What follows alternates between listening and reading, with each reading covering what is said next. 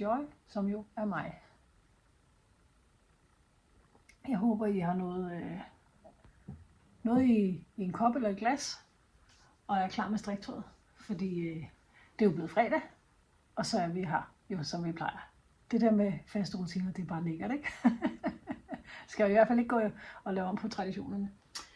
Ja, strikkepodcast er vi på nummer, måske 56 eller sådan noget. Jeg plejer ikke sådan at nævne numre og sådan noget i forhold til, hvornår vi er, men det kunne da godt være, at jeg skulle begynde på det. Det ved jeg ikke.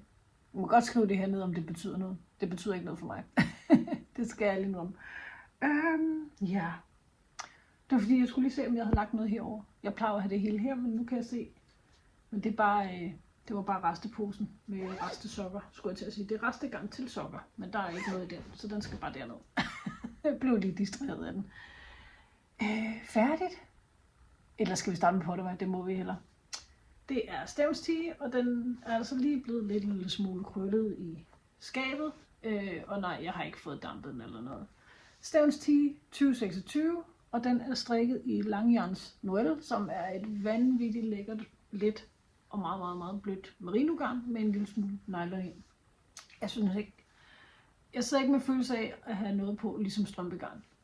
Sådan føles det ikke. Det er jo sådan kædespundet, og er meget, meget luftigt, meget, meget let. Et almindeligt nøgle, der fylder som 50 gram, vejer kun 25 gram. Så det er virkelig, virkelig, virkelig let. Og jeg tror, min i størrelse 2, jeg ved ikke om det er small eller medium. Medium tror jeg, måske medium small, eller noget, vejer lidt over 100 gram. Altså den er så lækker. Den er lidt cropped, og sidder fint til højtallede bukser, eller ud over en kjole eller en højtallet nederdel. Og jeg er bare så glad for den. Jeg er rigtig glad for, at den har V-hals, men at den ikke er så dyb. Så ja, det er virkelig en vinder, og den havde jeg også tænkt mig, at jeg skulle strikke op i noget silkegarn, jeg har liggende. Men måske i år, måske ikke, hvem ved. Fordi jeg er simpelthen blevet fanget af striber. Holger, og det er jo så Lars siger, jeg er total Lars Mover her, fordi alle har jo for længst strikket Holger i stribevis. Jeg har også strikket en Holger tidligere, men Holger Sweater Junior måske, det er den, der hedder fra 1 til, jeg ved jeg ikke, 8-10 år måske. Jeg har strikket den i Cool Big og lidt strømpegarn der, hvor at, ja, den der er strømpegarn, og den der er almindelig strømpegarn, der er lagt op. Resten er en tråd Cool Big, som er super lækkert. Den her er i størrelse 2-3 år, med lidt ekstra længde på kroppen og et par ekstra omgange i ærmerne. Ja, den er til naboens søn, og den bliver afleveret i dag. Så jeg tænkte, jeg kunne lige nå at vise, at den er blevet færdig og klar til at aflevere. Super, super skøn opskrift. Altså det er bare en fed måde at få brugt rester og snutter på, fordi man kan i princippet også lave ærmerne stribet, hvis man skulle have lyst til det. Der er jo ikke rigtig nogen regler, kan man sige. Den her er sådan ret meget efter opskriften, som den er originalt. Ja, så men jeg er simpelthen blevet fanget af den. Det er virkelig lækkert, og jeg havde allerede slået op til en mere, og har faktisk fået strikket hele skulderkonstruktionen. Hvis jeg lige kan få den sidste dut med her, sådan der, i lysrød eller rosa og hvid, men strikkefastheden passer slet ikke, som i at jeg bare tænkte, at jeg tager 2 tråde af det her, men det bliver alt for meget. Jeg tror, jeg har 16 masker på 10 cm, den skal altså være 20. Det er for meget til, at jeg vil lifle med størrelsen. Så det skal jeg have travlet op, og så finder jeg sikkert på en anden kombi af garn. Tanken var, at den skulle være til naboens datter. Ja, men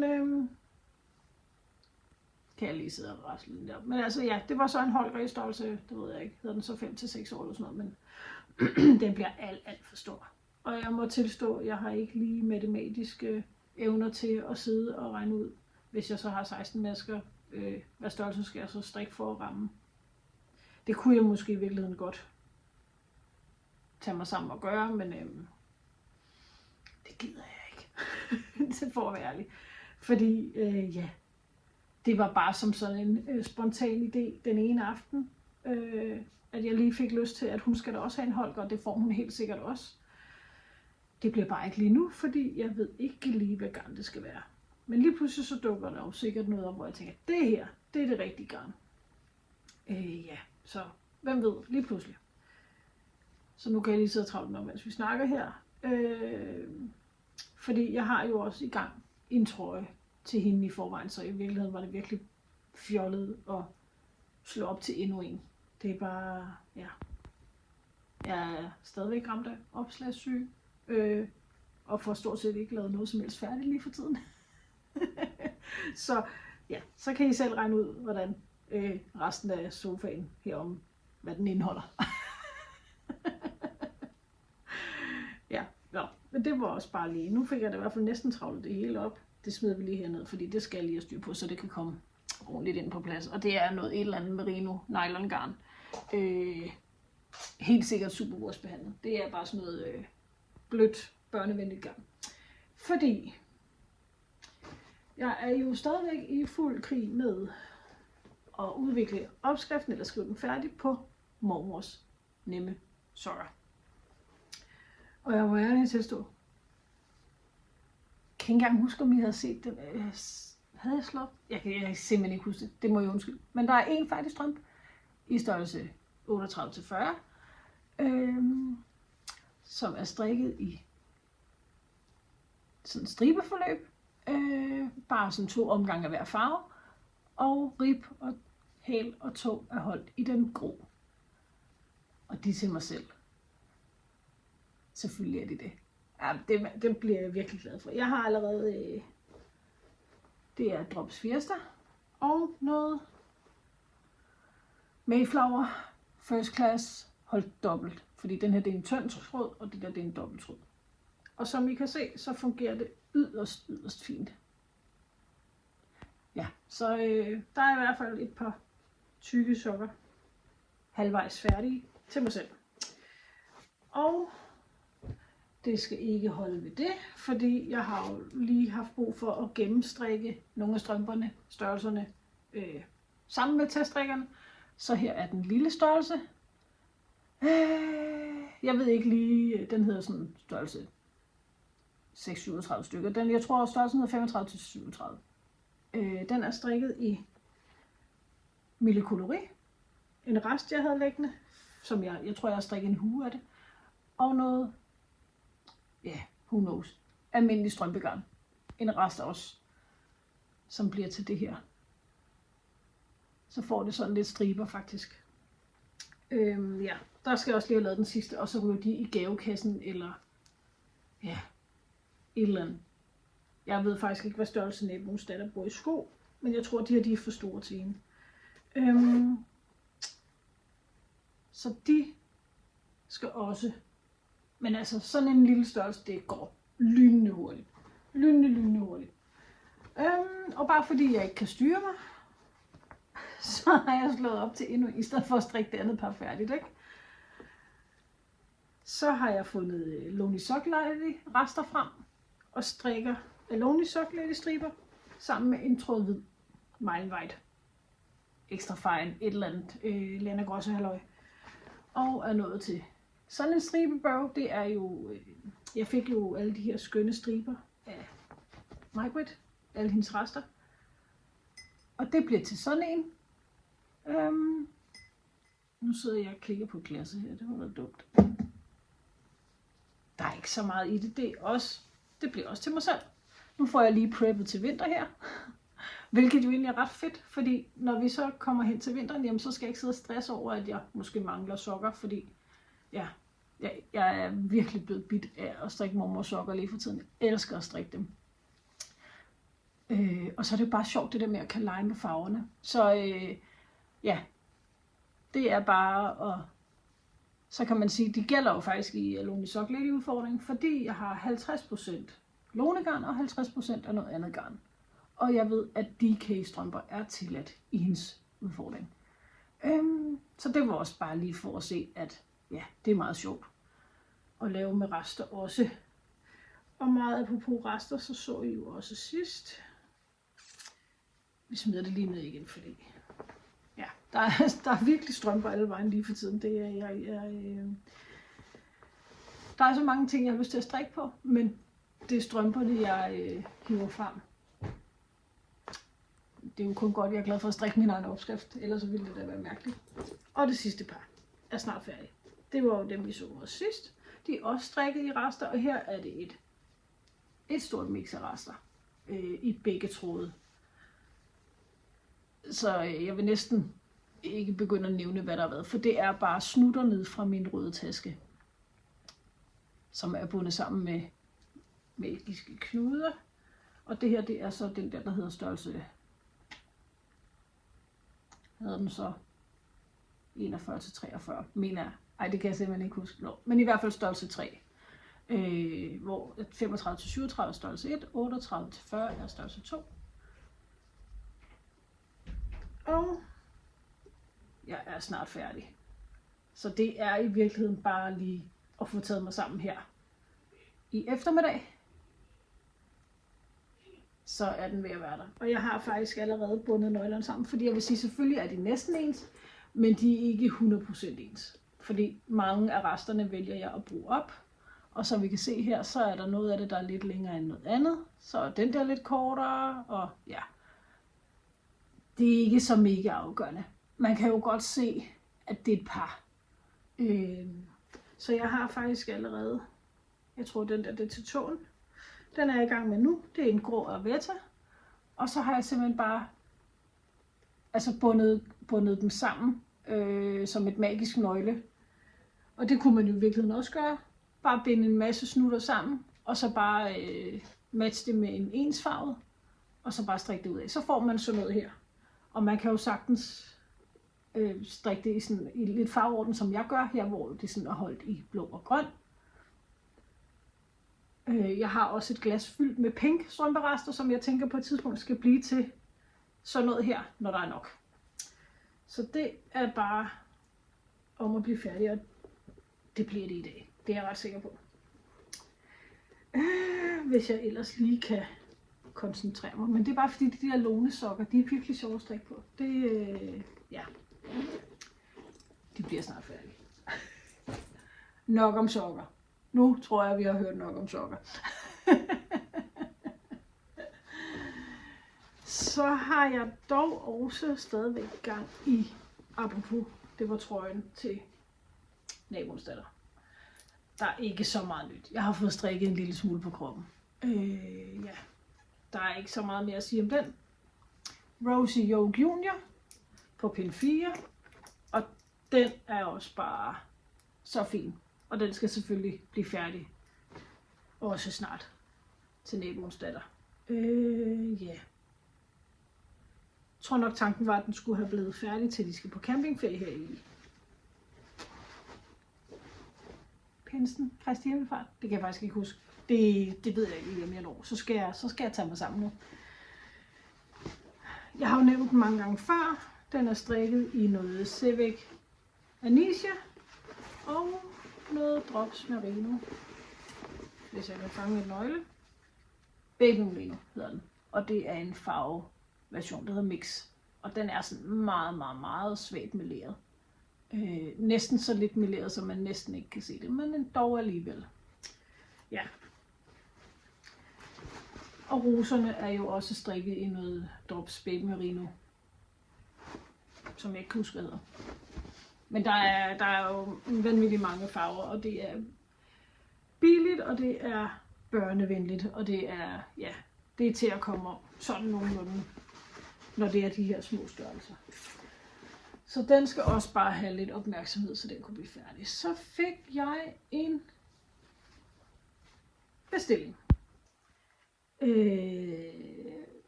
Strik et sæt, valgfri farve, valgfri model. Det kan vi da godt klare. Og når nu jeg er i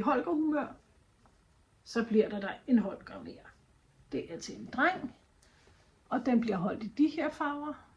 Og der er jo, konstruktionen i starten er sådan lidt bøvlet, men altså, man vender sig hurtigt til den, og så er den nem at strikke. Men den er strikket i det der Mayflower. Jeg tænker, det kan nemlig gå i maskinen, så det burde være ok. Jeg kender ikke forældrene, jeg kender bare hende, der har bestilt. Jo, jeg ved godt, hvem de er, men jeg må tilstå, at jeg kender ikke deres smag for garn og farver. Men det bliver så noget Mile White. Det er en Oktober edition. Virkelig, virkelig lækker grøn meleret farve. Og den i grå. Og tanken er faktisk, at hele blusen bliver i grå, og det her striber, for det har jeg nok garn af. Og så bliver alle ribkanter i denne her. Så det bliver lidt friskt, men ikke for vildt. Ja. Så den skal jeg lige have strikket, og det er kun en størrelse 1 år, så det burde gå rimelig nemt. Og der passer strikkefastheden. Ja. Men man lærer jo ikke, hvis ikke man prøver. Og så fandt jeg ud af, og problemet er, at det her det er sådan noget crap garn, hvor jeg ikke har banderoler på. Så jeg aner ikke reelt den der løbelængde, men jeg kan jo så regne ud, at det er lidt tykkere end fingering. Men det er ikke så tykt som DK væk. Så det er den der, hed den. Er der egentlig en imellem? Det ved jeg faktisk ikke engang om der er, men det er en mærkelig tykkelse. Jeg tror det egner sig rigtig godt som babystrik i en tråd. Så det kunne sagtens være, at jeg skulle lave en, måske nogle ankers og have liggende som gavestrik. Men det der, det synes jeg bliver ret fint. Ja. Så endnu en Holger, så der er ikke så skide meget variation i denne uges strik. Jeg tror sgu, der er gået hak i pladen, du. Ja. Sådan er det også nogle gange. Man kan jo heller ikke finde på noget nyt hver gang, og så alligevel, så ja, jeg er slet ikke færdig, fordi det der opslagssyge, ikke? Må jeg tilstå, det skete alligevel. Min skønne pose, som min mor har syet med alle mine, mange af mine, fordi jeg ved desværre, at jeg har mistet en fiberfolknål, eller pind. Men der er fiberfolk, der er noget Deadly Daisies, der er en pingvin med trøje på, og der er mine badges, også fra Deadly Daisies. Jeg har min lille, hvad hedder den? Hedder det en badge? Fra Playful Knitter. Og den store hernede, hvor jeg vandt en samstrik med Sexy Knitting. Og det kommer vi tilbage til, det lover jeg. Fordi den har jeg... Det har jeg helt glemt. Nå, den tager vi lige. Teaser, der kommer noget rigtig godt til sidst, det lover jeg. Jeg har slået op. Nu har jeg slået op til noget, der skal blive til noget i det her glimmergarn. Det er... Den er her, banderolen, fordi jeg slog faktisk op i går. Langjern Zen i den her skønne lyserøde farve. Og det er jo merino og alpaca. Der er 35% merino, 35% alpaca og 30% silke, så det er virkelig let. Virkelig lækkert alternativ til mohair. Jeg har ikke på den måde noget imod mohair, men jeg kan faktisk meget bedre lide alternativerne, som jo oftest er noget bomuld, alpaca, uld, fluff. Ligesom Lana Gross og Bella. Det er min yndlings, men den her, den er absolut på højde med Bella. Jeg er så glad for den her sind. Ja, den er fluffy, men jeg synes ikke, den fælder på samme måde, som mohair har det med at gøre. Og konet er jo det, som jeg også havde gang i her for noget tid siden. Wolle Harle Cindy. Farven hedder Cinderella. Og det bliver sådan her. Og det bliver til en diskotige. Opskriften findes på engelsk og på norsk. Og det bliver bare så godt.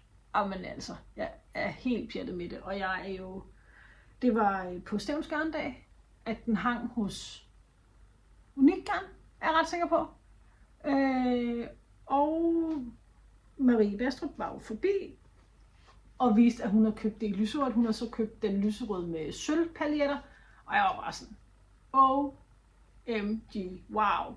Hun har så købt originalgarnet, det er vel så den der Lana Grossa Bella, hvis jeg husker rigtigt. Ja, og så er jeg bare sådan, ja, det skal jeg også. Det bliver simpelthen nødt til, jeg skal have den. Så jeg er kommet i gang.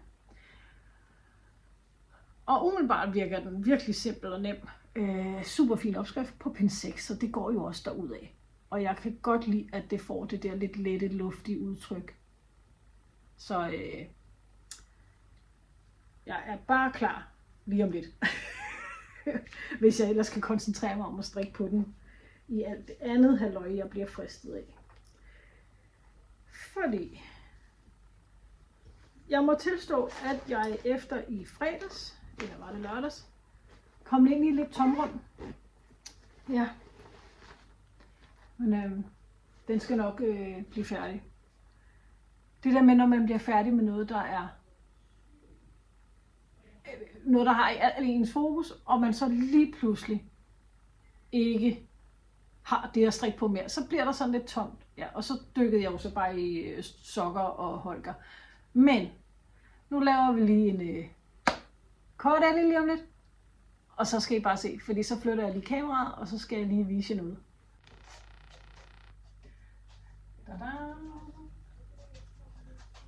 Og nu er jeg selvfølgelig lidt langt væk, men den er færdig. Og jeg har fået købt sådan en undertrøje ting. Ja, og jeg har altså ikke lige fået styr på bagpå endnu. Jeg tror jeg skal have, nu ved jeg godt, man lige kan se mine trusser. Dem skal jeg selvfølgelig også lige have ændret. Men jeg skal have gjort noget her ved taljen. Og måske have kortet stropperne lidt. Men ja, virkelig blevet god. Og prøv lige at se. Tada! Det skulle I lige se. Men man får ikke så meget ud af at vise kjolen, jo selvfølgelig kan I se den. Og jeg tager den også med hen i sofaen lige om lidt. Så den er færdig, og jeg er så stolt og så glad for den. Og den er blevet, ja, alt det jeg håbede på og drømte om i sådan en gallakjole, eller hvad skal vi kalde det, sommerfestkjole. Ja.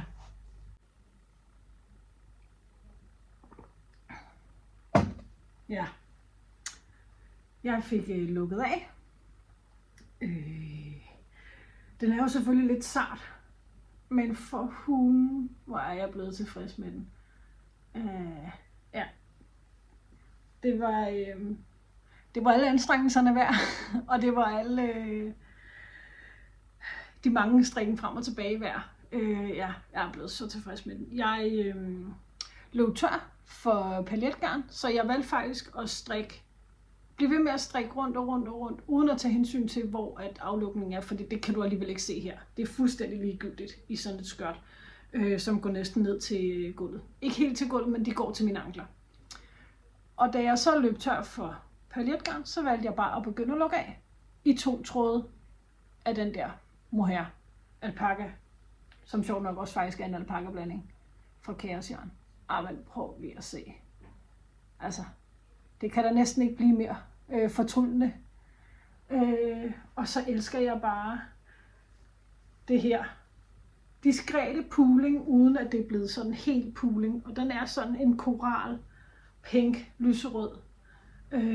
Den hedder Pink Power, og den er fra Unique Garn.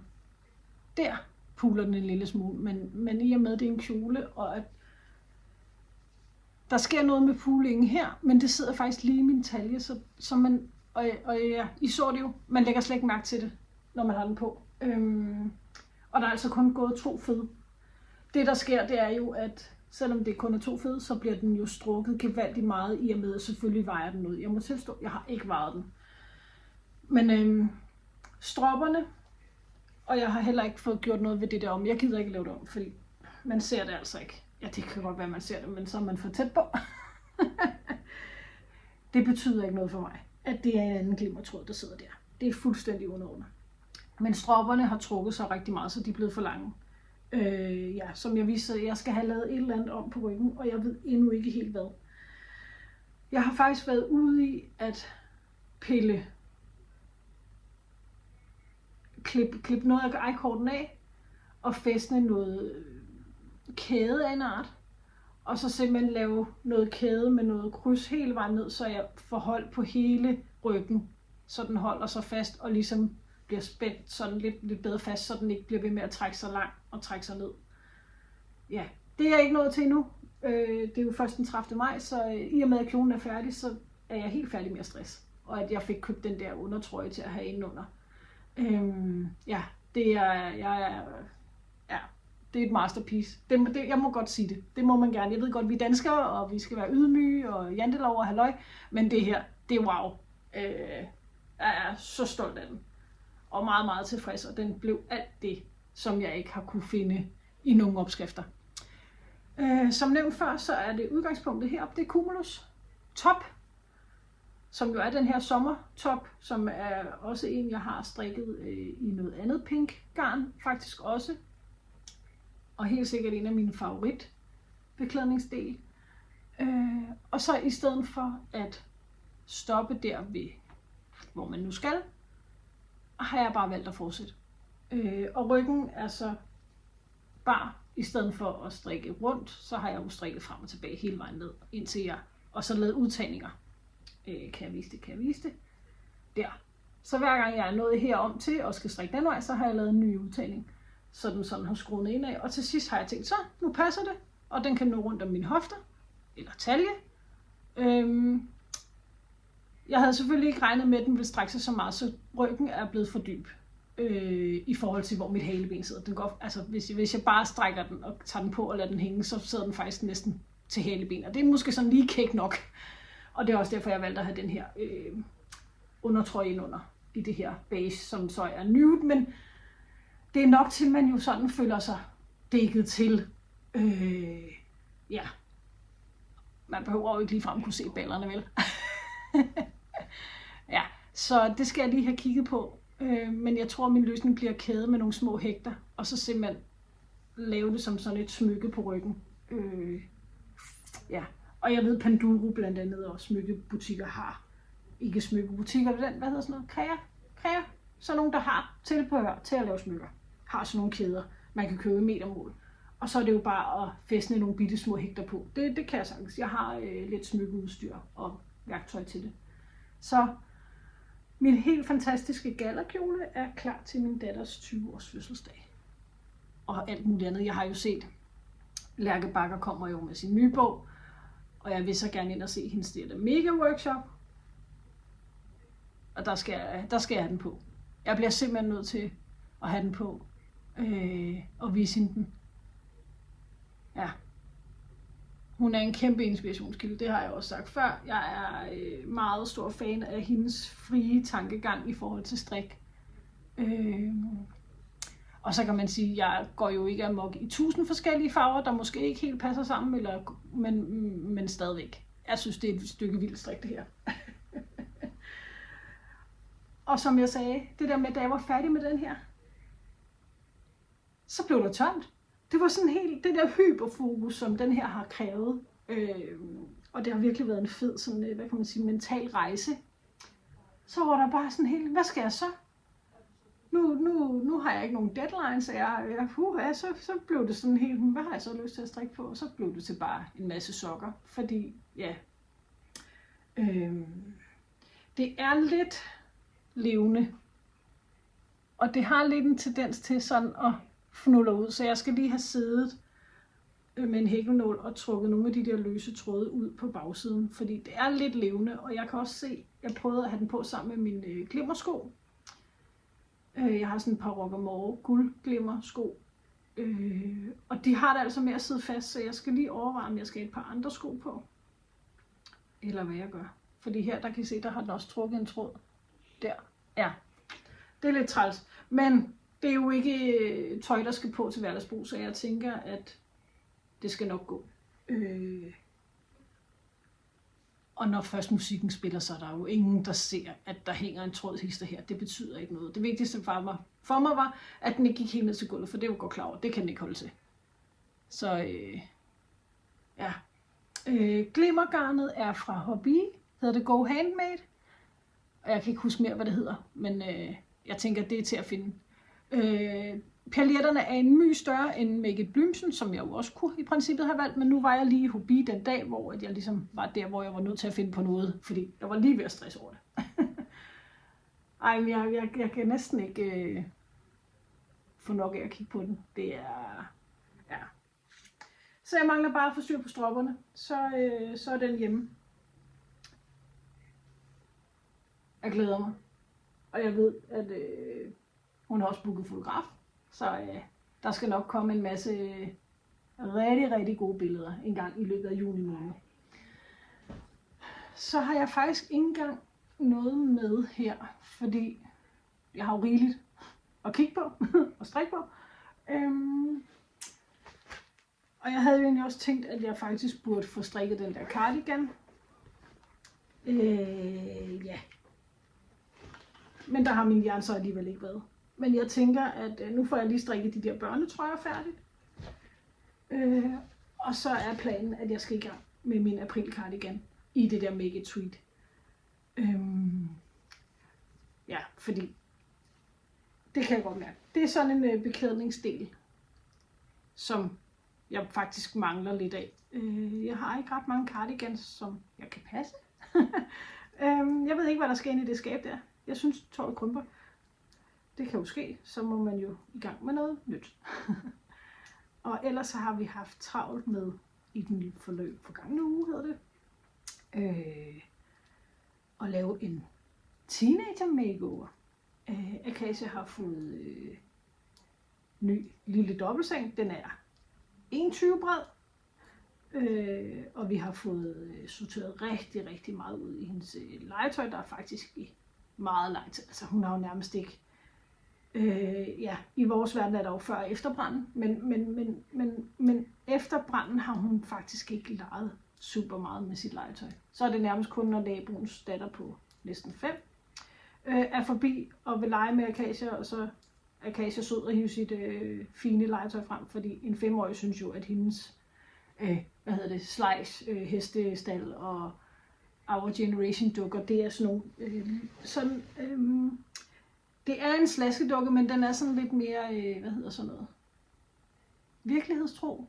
De har sådan langt fint hår, og man kan få dem i alle hårfarver og hudfarver, og de er meget sådan, man kan nærmest få en, der ligner en selv.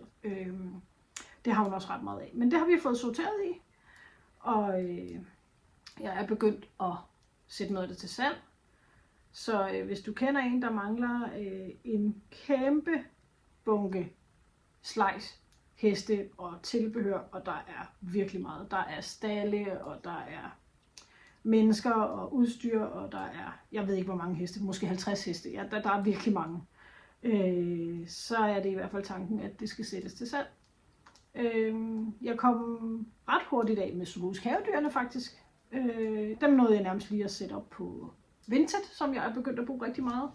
Både til at sælge vores eget, men også at købe nyt, især til Akasia. Fordi det er bare, altså især børn vokser, men også de der teenagepiger, jamen når noget har, hun er ikke ufornuftig, hvad det angår. Men mange har jo den her idé med, at har man haft det på 3 gange, så er det ikke nyt mere.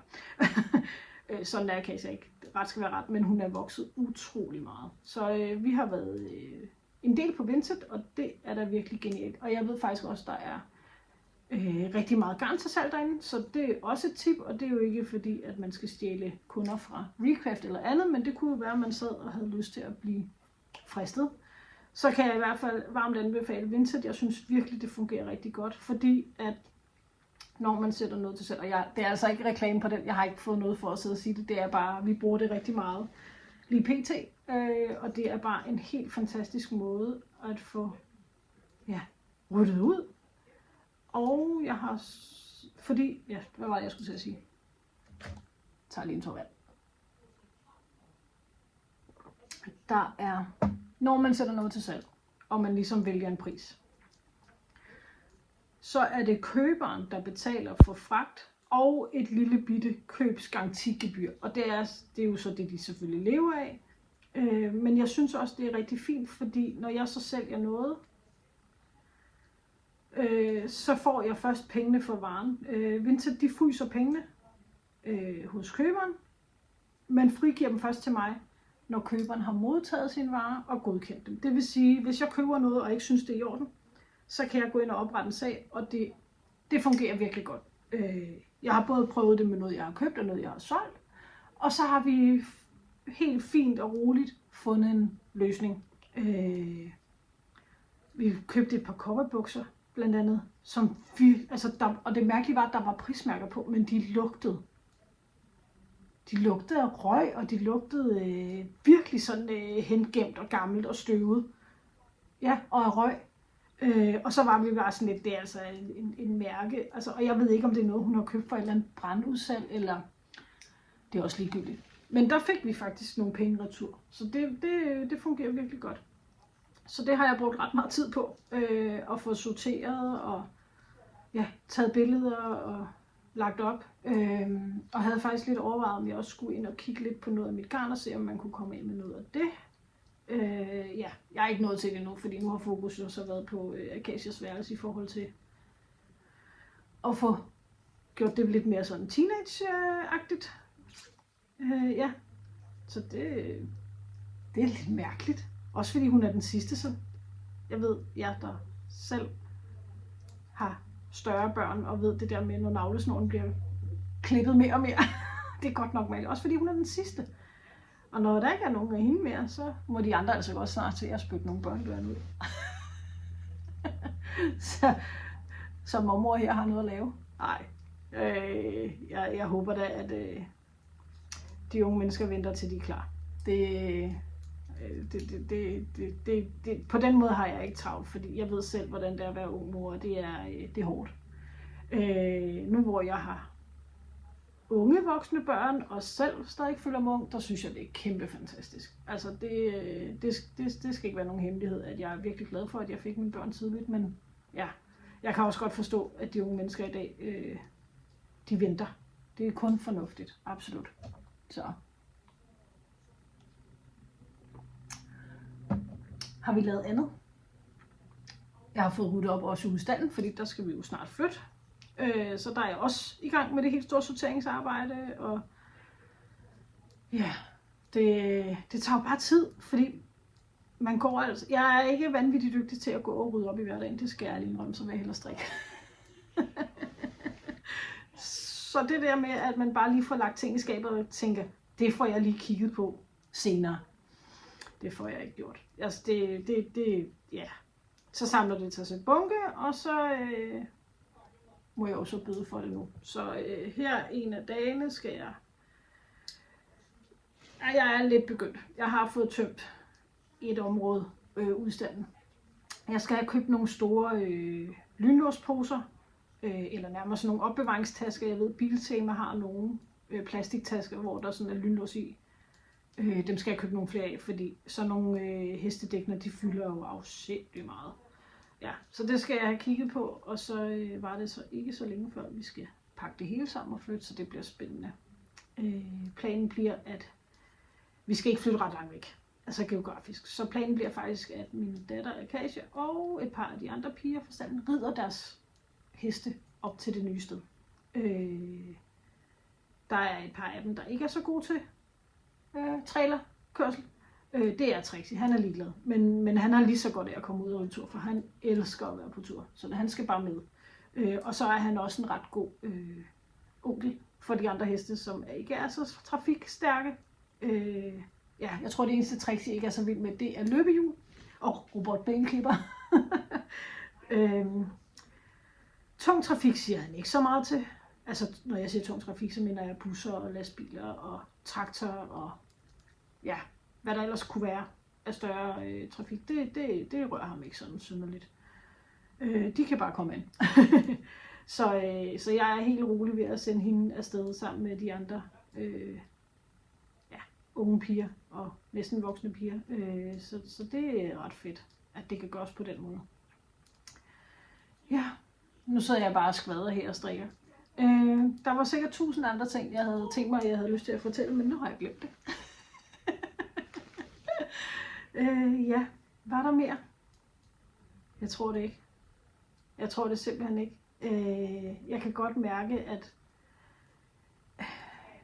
jo, selvfølgelig er der strikketid, men det der med, at man også kvæg vejret er blevet bedre, har travlt med at få plantet lidt blomster udenfor, og ja, som I kan se i introen, så har jeg da i hvert fald fået gjort lidt forårsklar derude, og det er begyndt at spire lidt rundt omkring. Vi har jo ikke rigtig have. Altså, man kan sige, vi har brugsret til terrassen, og alle de grønne områder er i princippet fælles. Men i og med, at mange af de grønne områder ligger i forbindelse med vores terrasse og rundt om vores skur, så er der jo ikke rigtig andre end os. Og selvfølgelig naboerne, som vi ses med, som bruger det på den måde. Så derfor så har vi været så frie og nuppe lidt af det fælles grønne område til kaninen. Og så har jeg ellers mest bare krukker og sådan noget, der står rundt på terrassen og sådan noget, fordi det er bare nemmere. Også fordi når gartnerne så kommer, så skal man i princippet flytte alt ind på terrassen, så kaninen flytter vi ikke. Det er ikke sådan men det er bare, ja, det er bare en luksus, at jeg ikke skal kvæste mig selv fuldstændig på havearbejde. Det kan jeg godt lide. Jeg kan godt lide at nyde at være udenfor, det gør jeg gerne.